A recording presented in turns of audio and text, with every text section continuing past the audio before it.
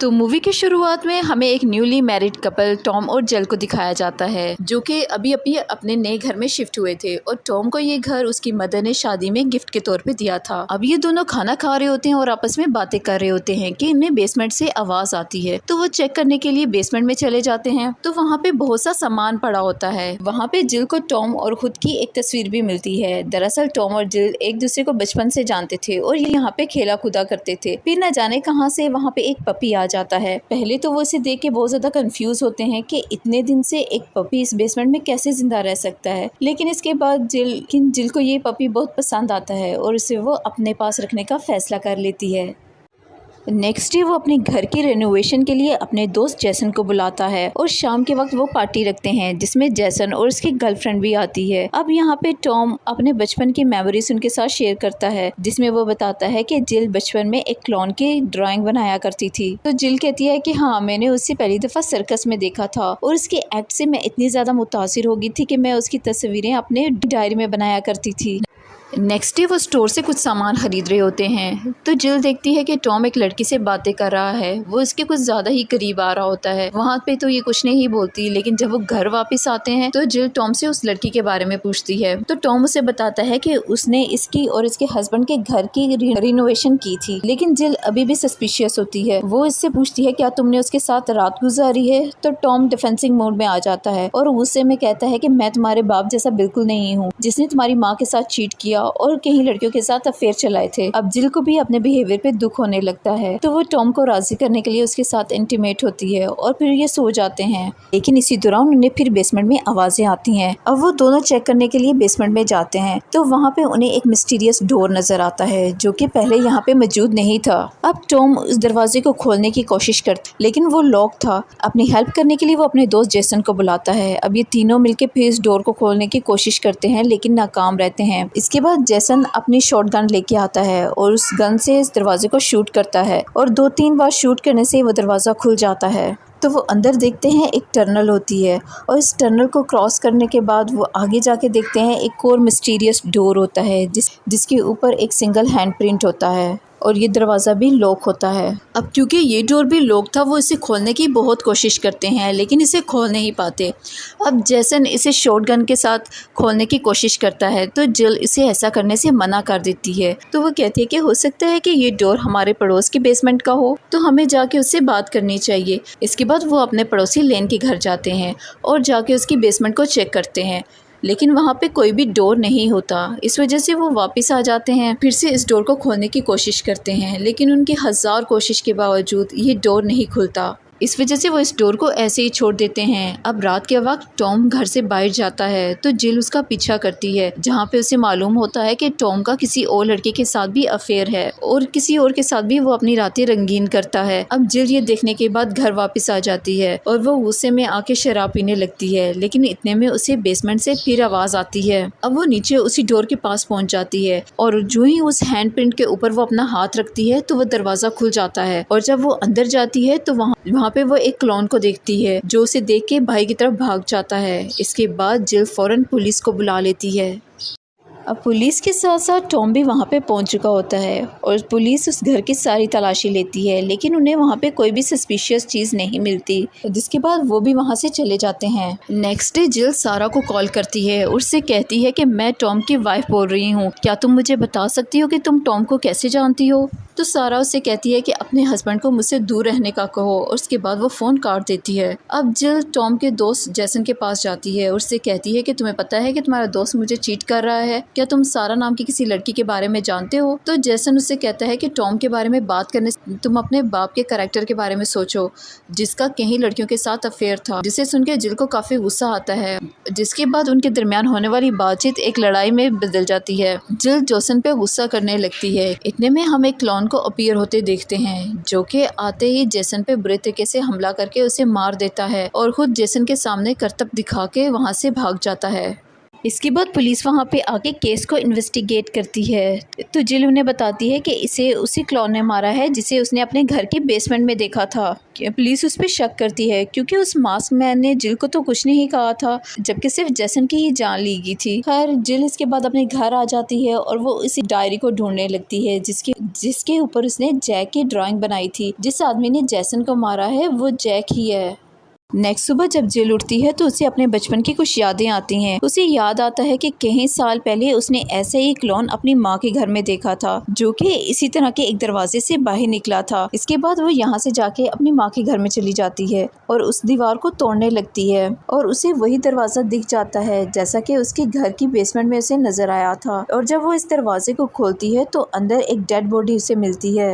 अब जिल जब घर वापस आके कपड़े चेंज कर रही होती है तो वो देखती है कि जैक उसको दरवाजे के पीछे से देख रहा है। अब जिल उसे देख के चिल्लाने लगती है तो टॉम वहाँ पे आ जाता है और वो छुरी लेके घर में चेक करने लगता है, लेकिन उसे वहाँ पे कुछ भी नहीं मिलता। अब टॉम को भी लगने लगा था कि जिल दिमागी मरीजा हो रही है, इसलिए उसे वो थेरेपिस्ट के पास जाने का कहता है। जिल अब अपने थेरेपिस्ट के पास जाती है और उसे बताती है कि जैक का क्लोन अब जिंदा हो गया है, लेकिन वो थेरेपिस्ट भी इसकी बातों का यकीन नहीं करता और उसे मेडिसिन दे के घर भेज देता है।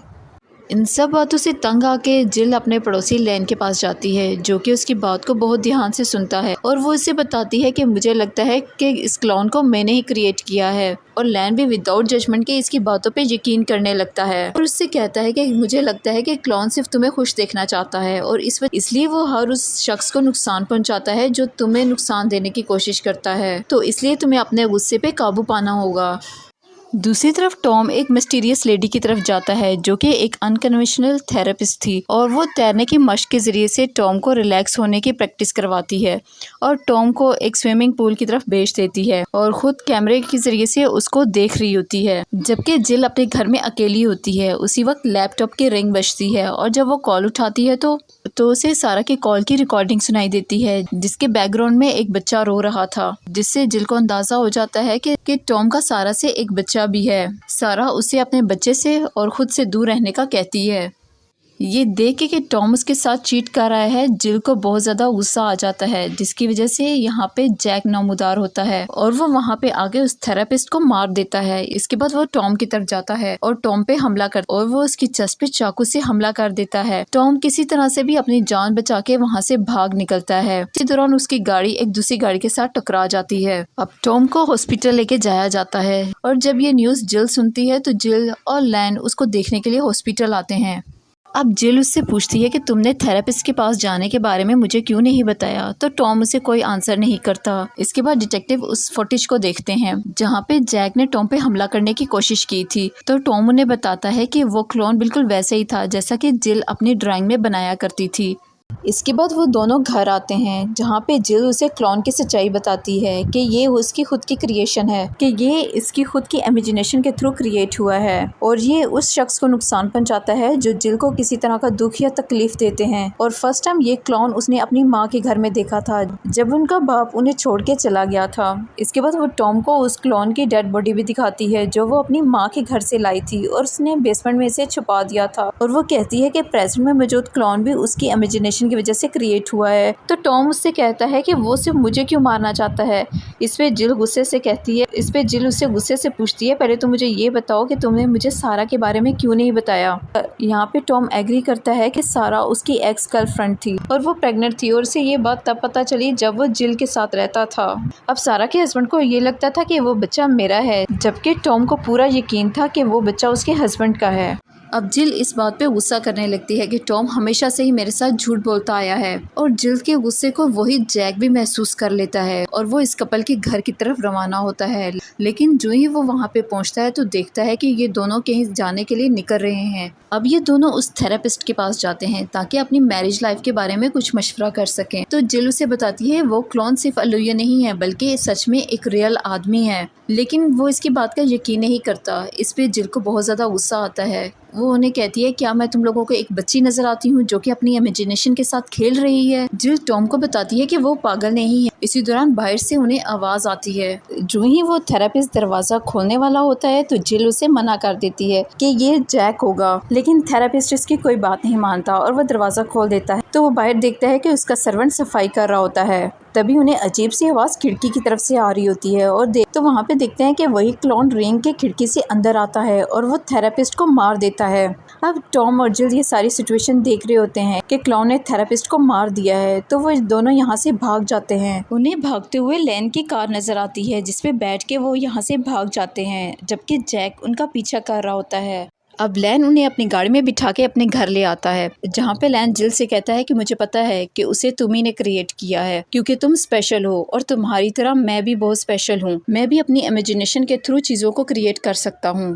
और बाद में वो इन्हें ये भी बताता है कि किस तरह से वो अपनी इमेजिनेशन क्रिएशन को कंट्रोल कर सकते हैं। जिस तरह से जिल ने अपनी इमेजिनेशन के थ्रू जैक क्लॉन को बनाया है, इसी तरह उसका भी एक इमेजिनरी फ्रेंड है जिसे वो टाल बॉय कहता है, लेकिन वो पूरी तरह से जानता है कि वो एक जिंदा इंसान है और ये कि उस पर कंट्रोल कैसे करना है। टॉम उसे वेयरफुल बनाने का कहता है, जबकि जिल उसे कैट बनाने के लिए कहती है। इसके बाद लैन अपनी इमेजिनेशन के थ्रू लेकोई कैट बनाता है जो कि वुल्फ और कैट दोनों की रिजेम्बलेंस थी। इसके बाद वो जिल को बताता है कि वो किस तरह से जैक पे कंट्रोल कर सकती है, लेकिन इसके लिए सबसे पहले उसे खुद को जख्मी करना पड़ेगा ताकि जैक वहाँ पे आ जाए। इसके बाद लैन टॉम को इमोशनली ब्लैकमेल करने का कहता है, तो टॉम इस बात को एडमिट करता है कि जिल से शादी से पहले उसका सारा के साथ अफेयर था जो कि एक मैरिड लेडी थी और उनका एक बच्चा भी था, और वो सारा को पसंद नहीं करता, लेकिन फिर भी वो चाहता है कि उस बच्चे का बाप बना रहना चाहता है क्योंकि उसको यकीन नहीं है कि जिल एक अच्छी मदर बन सकेगी। ये बातें सुन के जिल को बहुत ज्यादा गुस्सा आता है। इसके बाद टॉम वहाँ से चला जाता है, लेकिन लैन उसको रोकने की कोशिश करता है क्योंकि टॉम अगर वहाँ से चला गया तो जैक यहाँ पे कभी नहीं आएगा।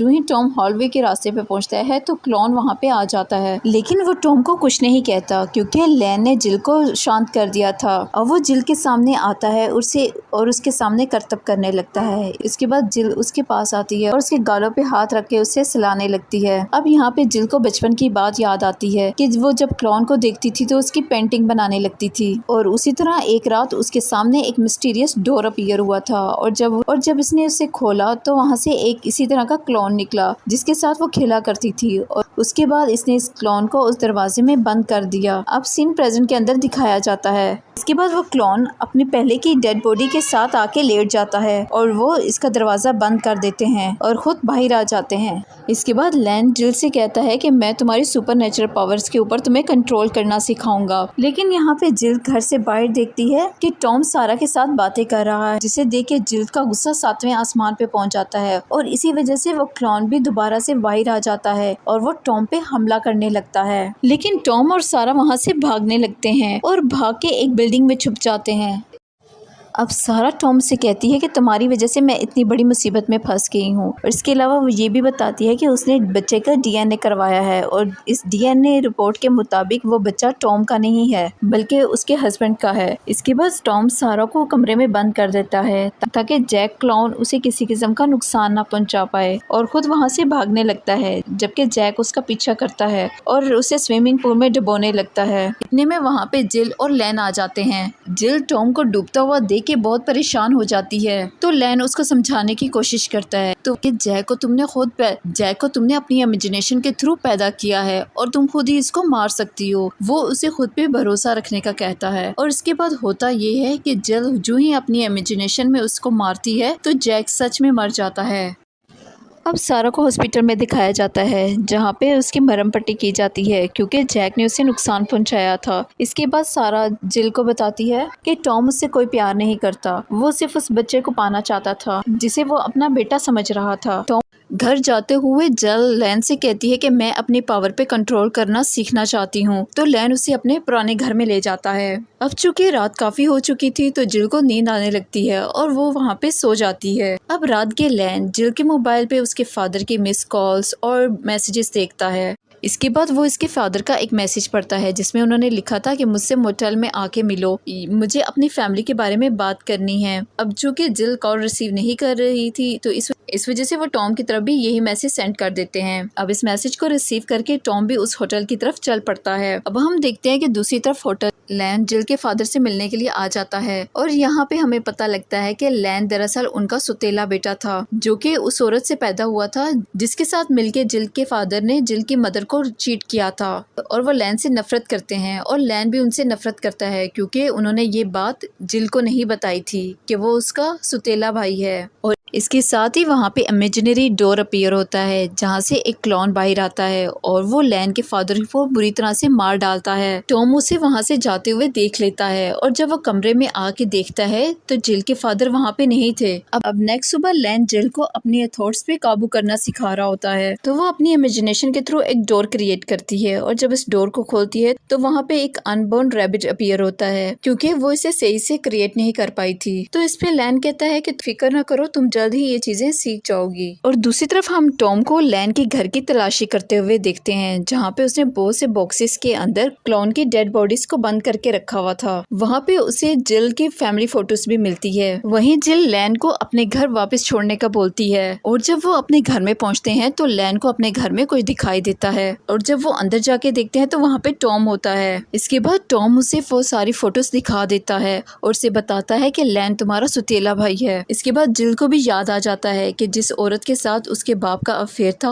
उनसे उनको एक बच्चा भी था। और टॉम उसे ये भी बताता है कि मुझे तुम्हारे फादर का मैसेज आया था और जब मैं उनसे मिलने के लिए गया तो वहाँ पे मैंने लैन को देखा और तुम्हारे पापा भी वहाँ से गायब थे। और जब जिल लैन से पूछती है कि पापा कहाँ है तो लैन उसे अपने गैराज में ले जाता है जहाँ पे उसके बनाए हुए बहुत से क्लॉन उसके बाप की डेड बॉडी को खा रहे होते हैं। इसके बाद जिल पुलिस को बुला लेती है और लैन भी उनके सामने सारे अपने गुनाह कबूल कर लेता है और पुलिस लैन को लेके वहाँ से चली जाती है। अब टॉम और जिल अपने कमरे में अकेले होते हैं। अब जिल चूंकि टॉम से एक बच्चा चाह रही होती है इसलिए वो अपनी इमेजिनेशन के थ्रू एक बच्चे को क्रिएट करती है। जब वो अपना इमेजिनरी डोर खोलती है तो उसमें न्यू बर्न बेबी होता है जिसके हाथ और पाँव नहीं होते। अब जिल को तो पता है कि उसने अपनी इमेजिनेशन के थ्रू इस बच्चे को क्रिएट किया है लेकिन टॉम इससे डर रहा होता है तो जिल उसे थोड़ी देर के लिए बाहर जाने के लिए कहती है। लेकिन जो ही जब टॉम बाहर निकलता है तो वहाँ पे लैन को देखता है जो कि उन पुलिस ऑफिसर को मार के वहाँ से भाग निकला था और वो टॉम से कहता है कि मुझे अपनी बहन से मिलने दो, लेकिन टॉम उसे मिलने से मना कर देता है। इतने में लैन के पीछे वही पुलिस वाला भी आ जाता है तो लैन अपनी इमेजिनेशन के थ्रू उस इमेजिनरी टॉल क्लॉन को बुला लेता है जो कि उस पुलिस ऑफिसर पे हमला करके उसे मार देता है। इसके बाद वो टॉम को किडनैप कर लेता है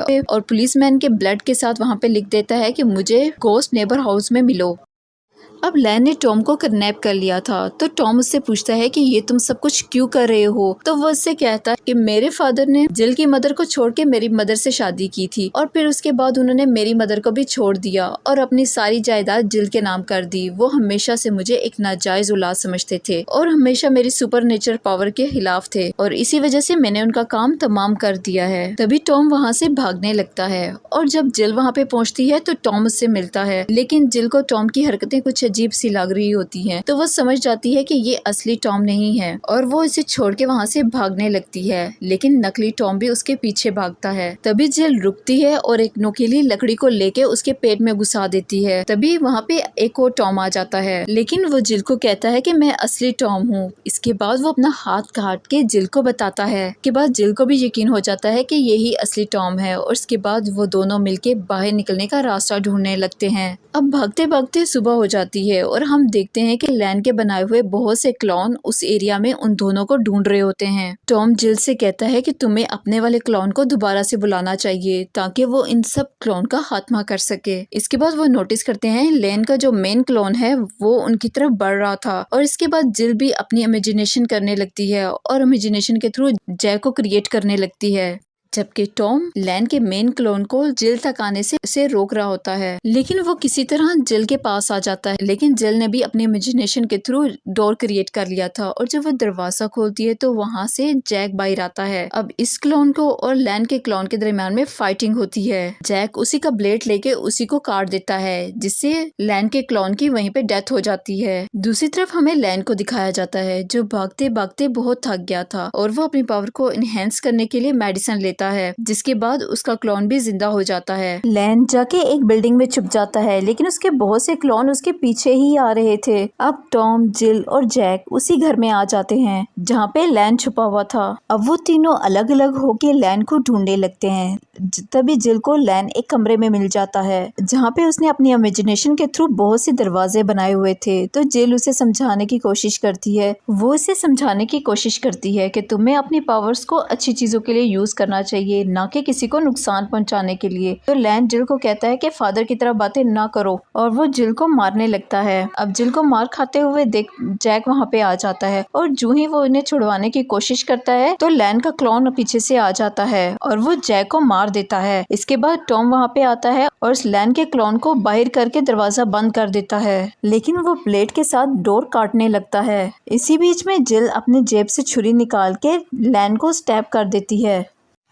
तभी लैन का क्लोन भी डोर तोड़ के ब्लेड के साथ अंदर आ जाता है। वो भागते हुए जिल पे हमला करने लगता है, लेकिन टॉम उसे वहां से हटा देता है और वो ब्लेड सीधी जाके लैन के पेट में जाके घुसती है। इसके साथ ही लैन मर जाता है और उसके मरते ही सारे डोर्स भी वहां से गायब हो जाते हैं और इसके साथ ही सारे क्लोन भी मर जाते हैं। अब हमें कुछ दिनों के बाद का सीन दिखाया जाता है जहाँ पे जिल के साथ उसका अपना बच्चा था और वो टॉम के साथ बहुत खुश थी। फिर हम एंड पे जिल के बेटे को अपनी इमेजिनेशन के थ्रू डोर बनाते हुए देखते हैं और इसके साथ ही मूवी यहाँ पे एंड हो जाती है।